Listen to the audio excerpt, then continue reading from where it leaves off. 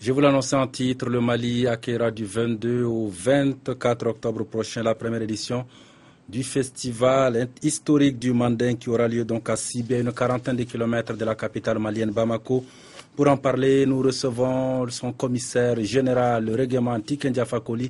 Tiken Jah Fakoly, bonsoir. Bonsoir, monsieur le président. Merci d'avoir accepté notre invitation. On vient à vous tout à l'heure, mais avant, voyons d'abord cette conférence de presse que vous avez animée. C'est aujourd'hui, vendredi, à l'Institut français de Bamako. L'objectif de la conférence de cette conférence de presse était donc d'expliquer aux hommes des médias les préparatifs du forum du festival historique du Manding, un rendez-vous culturel donc qui aura lieu, je le rappelle, du 22 au 24 octobre prochain à Sibi, à une quarantaine de kilomètres de Bamako. Des précisions avec Abdoulaye Maïga Cheikh Tidiane Koulibaly. Nul n'a le droit d'effacer une page de l'histoire, dit-on.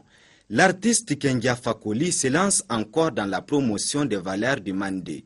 Cela s'explique aujourd'hui par ce lancement du festival historique du Manding prévu du 22 au 24 octobre prochain à Sibi.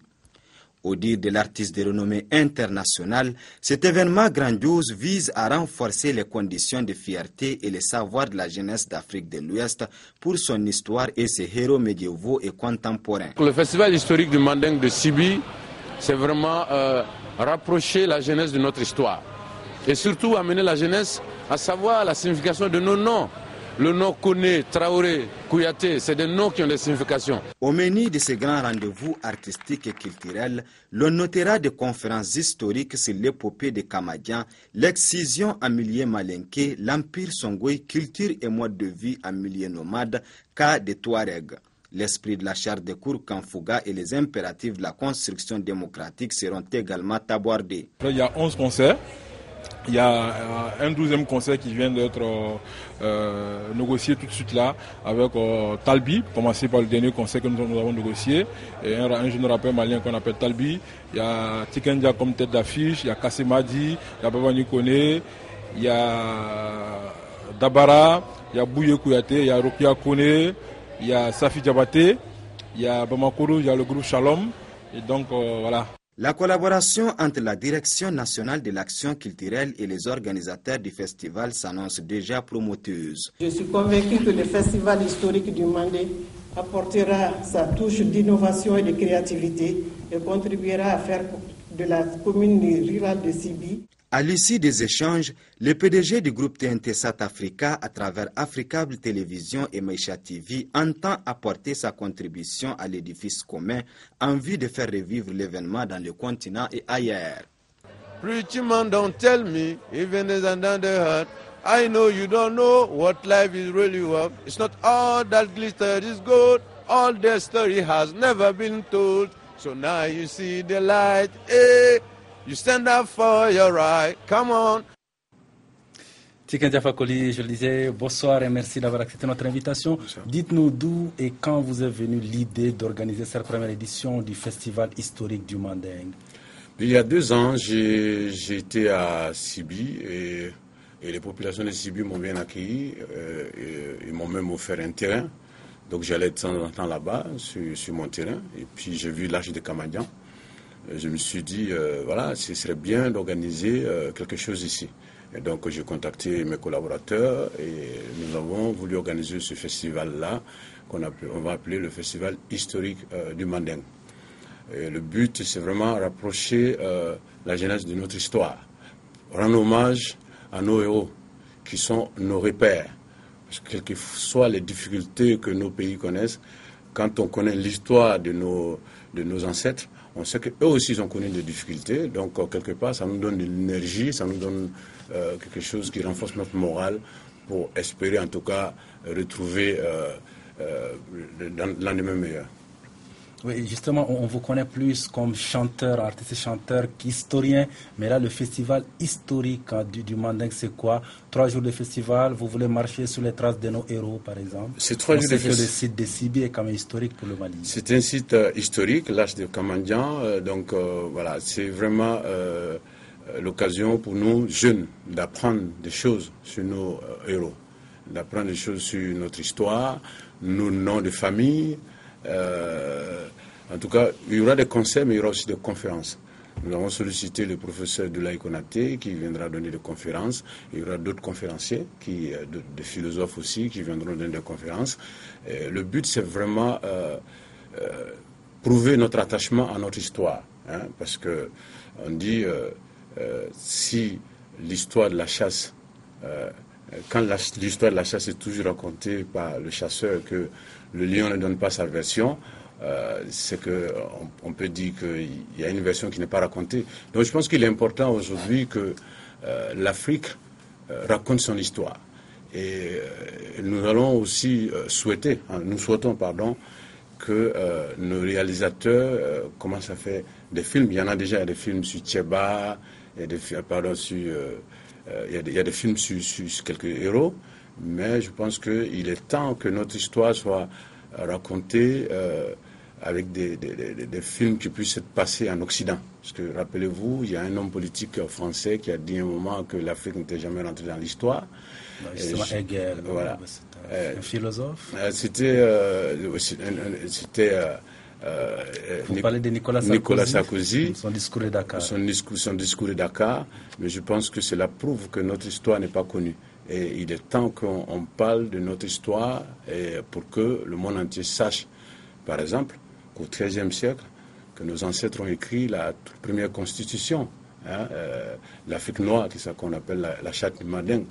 Il est important de savoir aussi qu'au XIIIe siècle, lorsque Soundiata Keïta a nommé son premier gouvernement, après la libération du Manding, qu'il avait nommé 9 femmes dans son gouvernement. Donc il y a plein de choses comme ça que les gens ne savent pas, et donc qu'on veut faire découvrir aux jeunes pour qu'ils puissent en parler à leurs enfants et à leurs petits-enfants.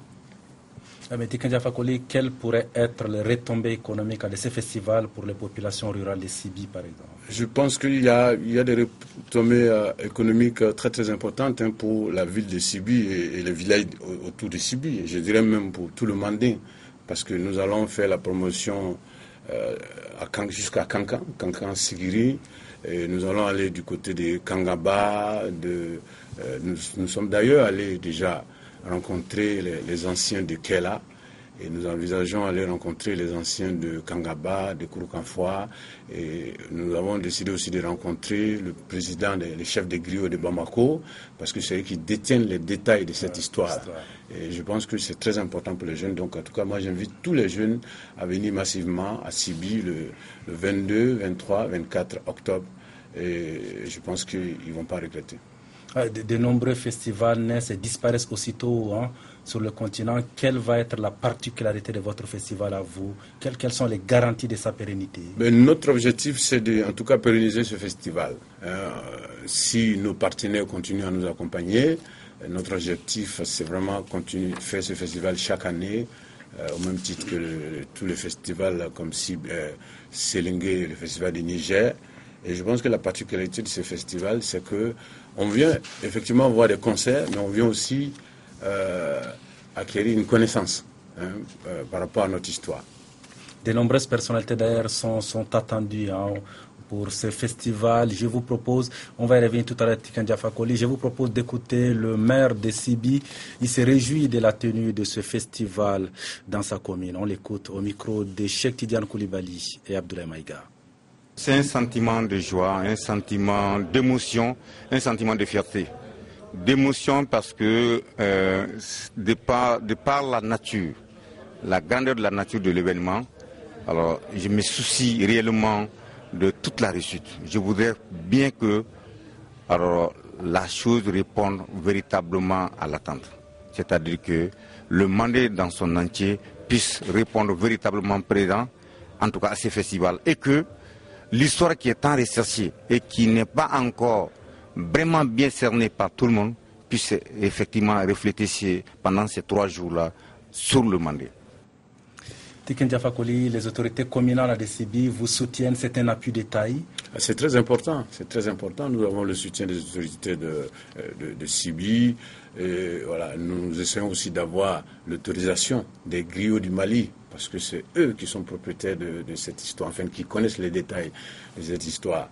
Donc nous avons le soutien de beaucoup de personnes, et en tout cas on souhaite que tout le monde se mobilise, et que même l'État malien se mobilise. sur le plan sécuritaire. Je pense que c'est un défi à relever. En tout cas, on souhaite qu'il y ait une mobilisation générale autour de ce festival. À quelques 20 jours du festival, vous venez de l'évoquer, hein, ça veut dire que vous n'avez pas encore l'appui des griots du Mali, mais comment tenir un festival historique sans les griots qui sont les détenteurs de ce savoir, qui sont les dépositaires? Nous sommes d'abord allés à la source, donc nous sommes allés à Kela, nous sommes allés à Kirina. Voilà, on a commencé à l'extérieur d'abord, enfin hors du Bamako, avant de venir à Bamako. Je pense que, vu que les griots souhaitent que l'histoire soit connue, je pense qu'ils ne devraient pas normalement avoir de problème. D'accord, Tiken Jah Fakoly, votre dernier album, Racine, est sorti en septembre dernier. Racine, c'est un titre évocateur. Mais je pense que c'est un titre qui a un lien avec le festival historique du Manding, puisque ça parle de la racine du reggae. Vous savez, Bob Marley a dit dans une de ses interviews, un jour, il a dit qu'un jour, le reggae retournera à la source.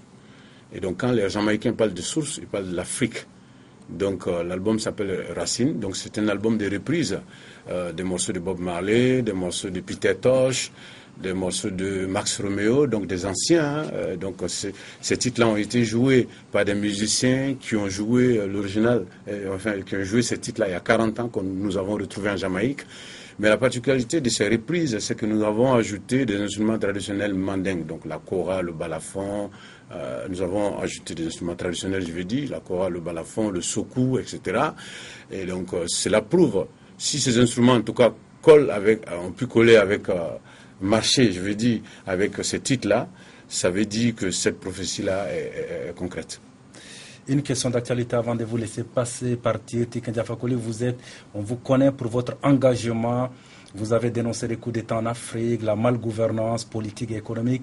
Que pensez-vous de ce qui s'est passé tout récemment le 17 du mois dernier, 17 septembre au Burkina Faso, cette tentative de coup d'État orchestrée par le régiment de sécurité présidentielle et ce retour à l'ordre constitutionnel normal? Mais d'abord, permettez-moi de m'incliner devant la mémoire de tous ceux qui sont tombés depuis le 31 octobre au Burkina Faso. Et permettez-moi aussi de saluer le Mogo-Naba et toute la communauté internationale, en tout cas tous ceux qui ont contribué pour ne pas qu'il y ait un bain de sang au Burkina Faso. Et je voudrais saluer le courage de ce peuple-là. Je pense que toute la génération consciente est fière du peuple burkinabé aujourd'hui. Ils ont prouvé que quand le peuple veut, le peuple peut.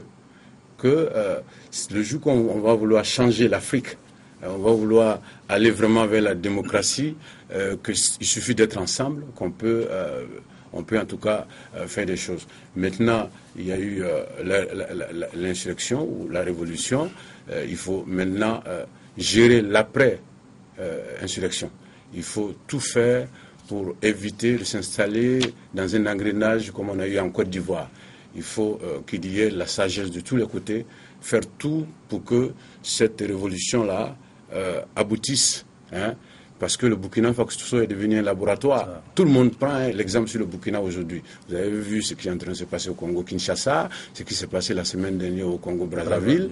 Donc, ce qui se passe au Burkina est très important. Donc, nous demandons en tout cas la sagesse de tous les côtés pour que cette situation puisse aboutir sur une vraie démocratie, pour que le Burkina puisse continuer à être pris en exemple. Tiken Jah Fakoly, merci d'être venu répondre à nos questions. Je rappelle que le festival interne historique du Manding aura donc lieu du 22 au 24 octobre prochain à Sibi, à une quarantaine de kilomètres de Bamako. Merci et à la prochaine. C'est moi. Merci.